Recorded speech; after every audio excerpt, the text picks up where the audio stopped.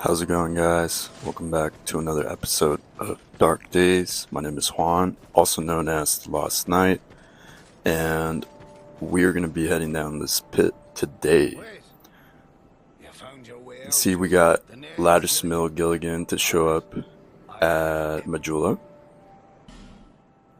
He's got a couple of good tools. He sells the DS1 Thief set, and you can also get him to set up some ladders to help you get down here. It is quite expensive to do, so... I'm from a wee bit out west. That's all. West, huh? Wonder where that could be. Yeah, you can get him to set up some ladders. You need a ladder then, but you'll have to. You actually need... Well, you don't need, but you can get one from him that will actually allow you to get to some secret stuff. But we'll get to that later. In the last episode, we wrapped up the Doors of Pharaohs, an optional area, and we got through the Royal Rat Authority. So we ended up joining the Rat King's Covenant, which is going to make our life a lot easier. We are heading down to the Grave of Saints today. So that's going to be pretty fun. And we can see that we're rocking the S-Stock today. Gonna be bringing that one back. Just for, just to change it up.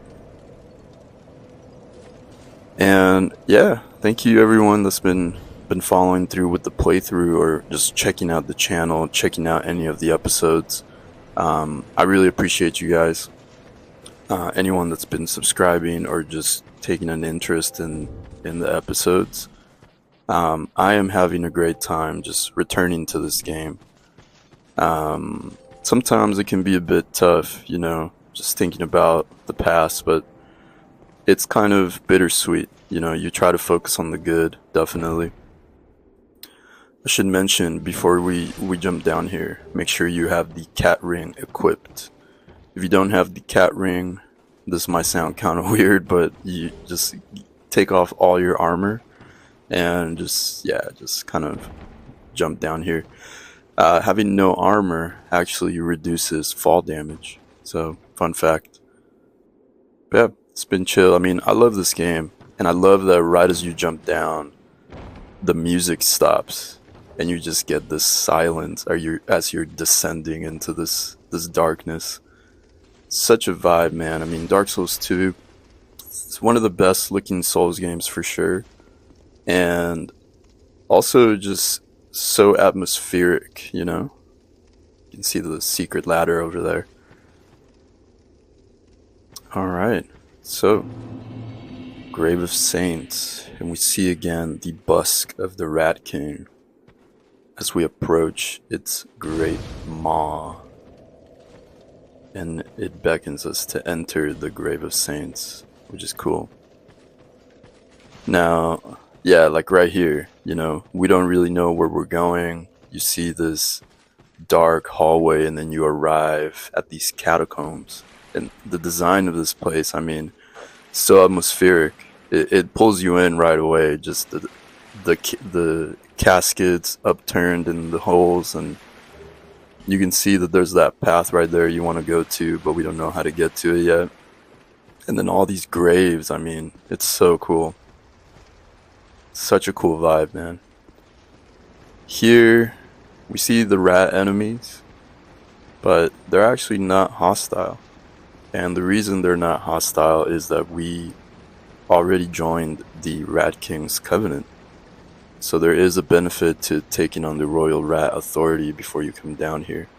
It actually makes this area pretty easy. It's quite literally just a walk in the park. You just walk to the boss gate and then you fight the boss. That's kind of it. We see a lot of Pharaoh's contraptions as well. Again, having that connection with the subterranean kingdom and Pharaoh's. But we're not gonna really bother. There's a couple cool items over there, a couple sorceries, but we're not really running any hexes or anything in this character, so we will do sorceries maybe, but That'll be much later. You see the statues of the rats lining the graves. That's where we came from. And then we can see the boss room right here. And the boss door, the fog door. Visions of horse. Alright. Alright, so I don't get this message. Why visions of horse?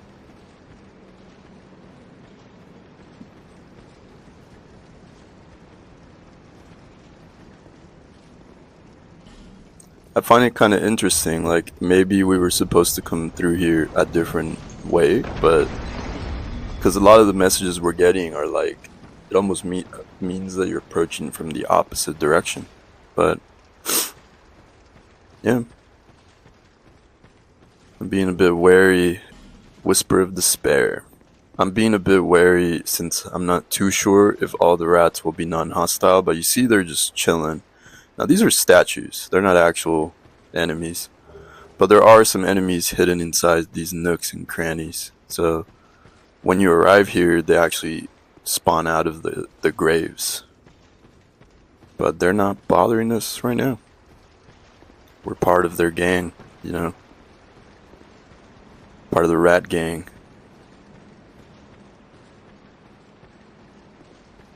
Alright, and we're just gonna get through this area. This boss, for some reason, I know it's kind of like the silliest boss ever, but it always gives me some trouble, you know? For some reason, I don't know why. So we're gonna try our best to get through it with the S-Stock. The S-Stock is probably not the right weapon of choice for this particular boss.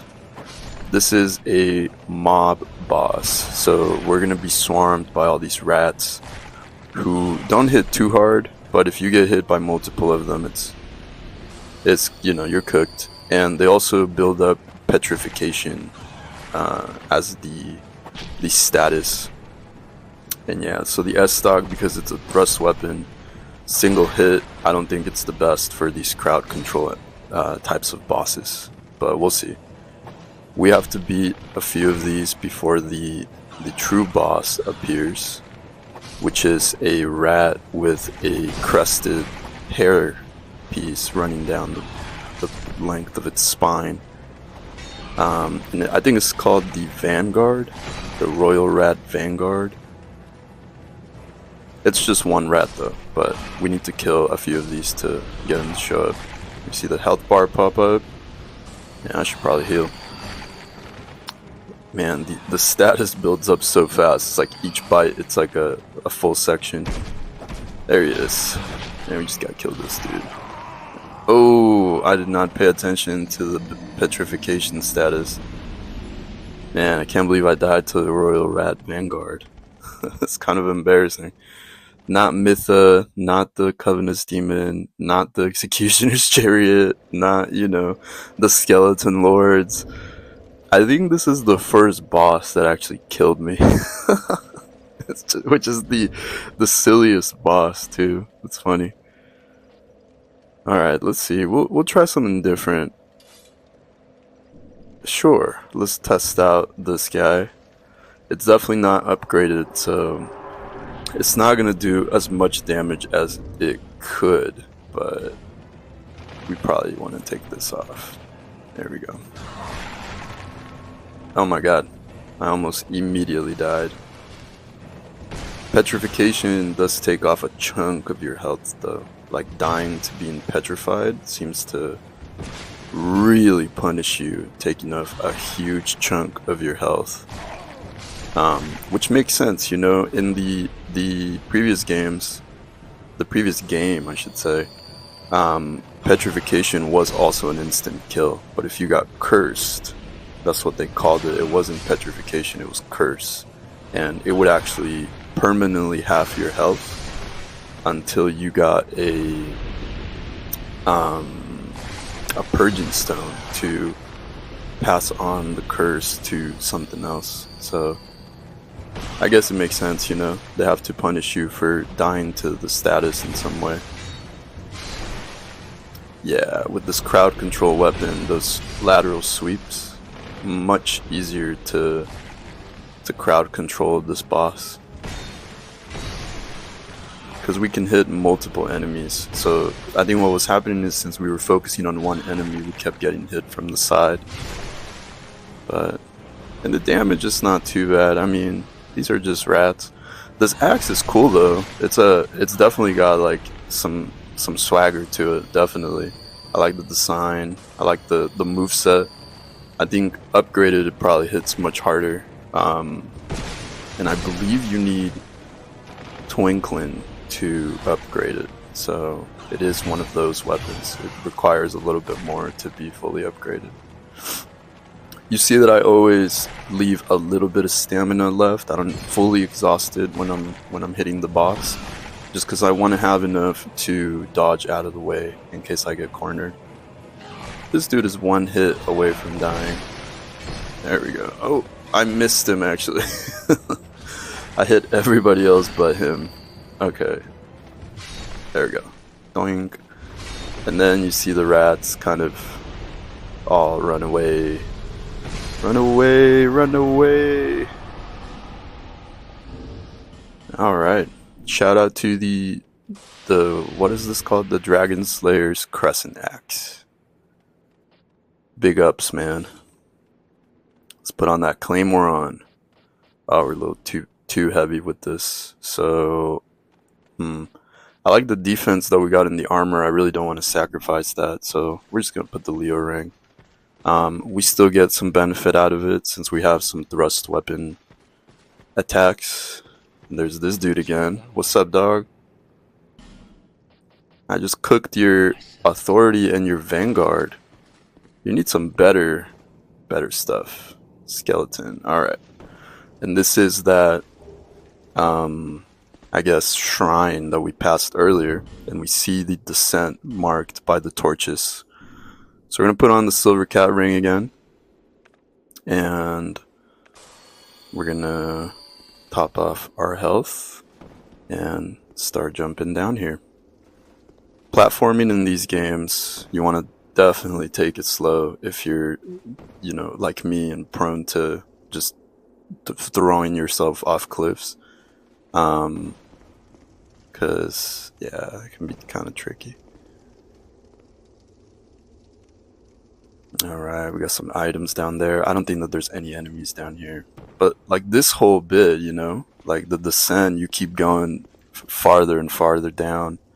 I think it's so cool. And again, the music cuts. There's just the sound of, like, the open chasm beneath you. I think it's pretty cool. Very atmospheric. Jumping. Tight spot. Yeah, no kidding. To get that item.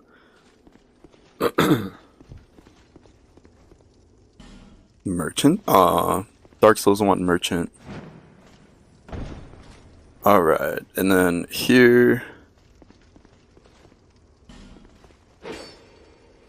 Not an illusory wall. Yeah. We could jump across to get that chest. We're gonna try it. Nice.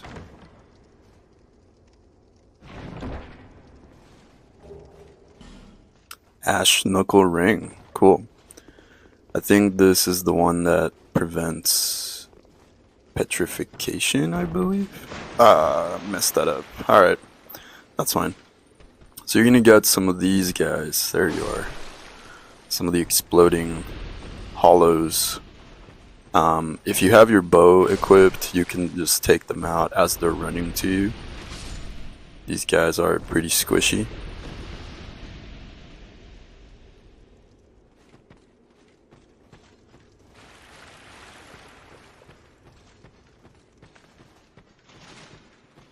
I think this is the way forward. Yeah, okay. So, comfort. Some comfort, yeah. And then we see the Cyan Knight over there. Homeward Bone. And what is this? Great Heal. Hey, nice. Great Heal Excerpt and Great Heal. Nice.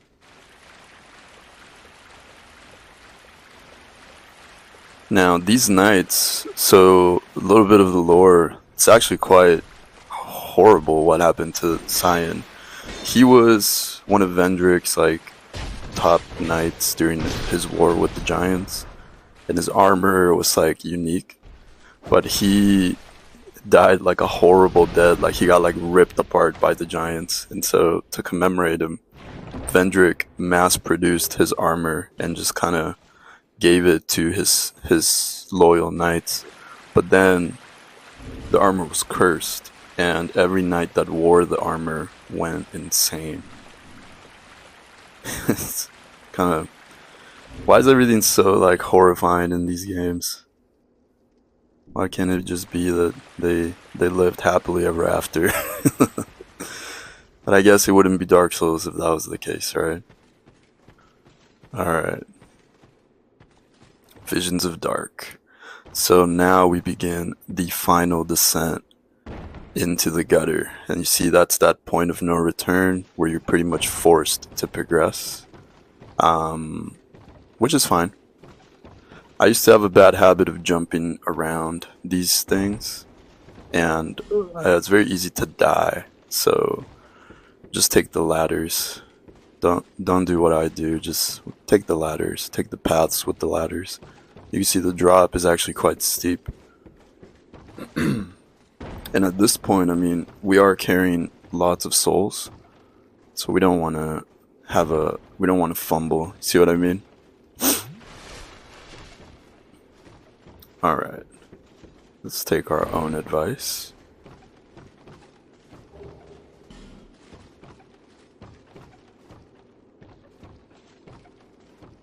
Yeah, like the vibe here is so unsettling. It's like, oh, it's giving me Valley of Defilement vibes. It's giving me Blight Town. These little planks and the little sound of us walking through them. Especially how tight everything is. It's such a narrow space. And here is the final descent. Now we're pretty much locked in here. Weakness ladder. It's funny. Bloodstain, not a mimic, because there's no latch on the chest. I'm never gonna forget that. Sadness, dark, despair. Despair ahead, but don't give up. And there it is. The gutter. Alright, let's get that chest open, and then we will progress. The bonfire locations for the gutter, I've no idea where they are, so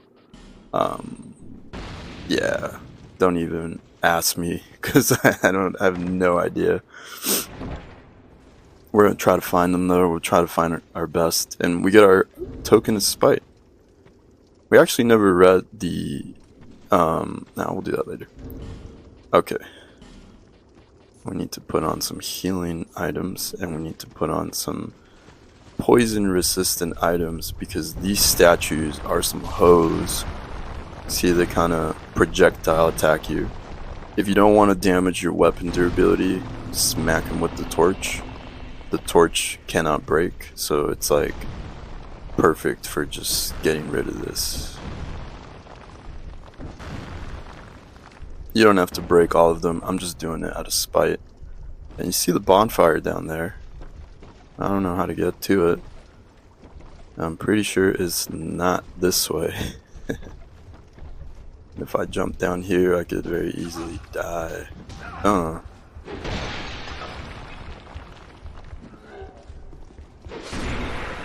Alright. And here we are at the gutter where all the waste of Drang Lake comes to and is piled up. Everything that's been abandoned, all the people that have been ostracized by society, they all make their way down here. So it is very much Valley of Defilement, except without the comforting lore of the Maiden Estrella. It's more so just like, yeah, everything's fucked. You're just in this trash heap, pretty much. You see these guys are just, you know,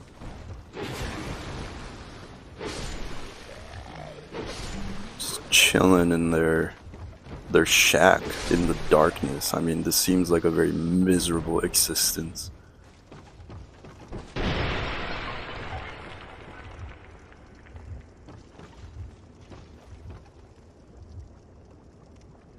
Okay. Oh, we got invaded by a player. Damn, okay. Well, yikes. That's gonna be, I think we need to make this jump. Nice. Wow, I can't believe we got invaded by an actual player. I think this is the first time it hasn't been like a phantom or something. Oh, just kidding. I was gonna wait for him here, but he peaced out. And then, I don't know if there's a point to lighting these torches, but I know there's a secret up those doors, which we cannot get to yet, because we don't have the key. So I think this is just here to help you remember where it is. So we're gonna light these and see how much farther we can progress. I'll show you guys. Up here, there's a room with all these statues. You will get poisoned if you go in there because they're all facing the doorway on the other side of the room. But you need I think it's called the sacred key or something, or the forsaken key or the forgotten key or something like that, to open the doors, those doors. And that's the same key you need to open the one that the laddersmith, where we saw that ladder with the extra pathway. That's the same key that you need to do that. So yeah, I think this is gonna be a good spot for me to call it. We'll probably continue progressing through the gutter on the next episode next week. But yeah, thank you guys so much for following through with the playthrough. I really appreciate y'all. Hope you guys have been enjoying this as much as I have. And yeah, man, Dark Souls 2, it's got a special vibe, definitely. We will continue through the gutter coming up on the next episode, and then we're gonna start the boss rush for opening Drangley Castle pretty soon, probably by next week or the week after that. So yeah, playthrough's kind of getting to its its culmination. But anyways, guys, let me see. I guess it's not meant to be. Alright guys, thank you so much for watching. My name is Juan, also known as The Last Knight, and I will catch you guys on the next episode of Dark Days.